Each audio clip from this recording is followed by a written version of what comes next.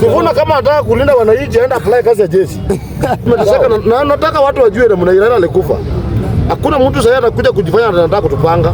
Tunajipanga sisi wenyewe. Umesikia? Mambo ya kwanza kujipanga kama Gachagua anaanza kusema huko sijui Raila alikufa, sijui nini. Sasa hii hata Ruto achukue Kisumu anaenda weka Rift Valley. Tunampigia kura.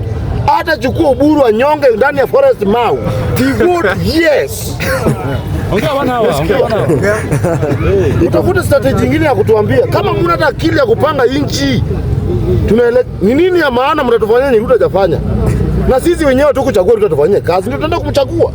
Kama afanye kazi ni nyinyi mnafaa kucomplain kwa sababu nyinyi ndio mlimchagua. Sisi tutaenda kumpigia. Ndio tumuulize maendeleo. Umesikia? Mambo ya kutuambia Ruto hata opposition hata waungane. Mpaka sasa wawache Ruto peke yake.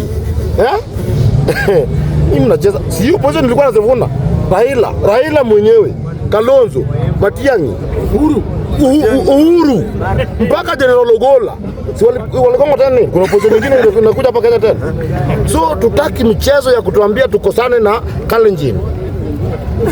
Kenyatta alitufukuza 1962. Sababu ya kitini. Umesikia? Akaua watu wetu 1969 tukanyamaza. Obako akakuja 207. Tulikuwa tunateremsha kama kumbe huko. BBC haiko kwa ikapcha 207. Umesikia?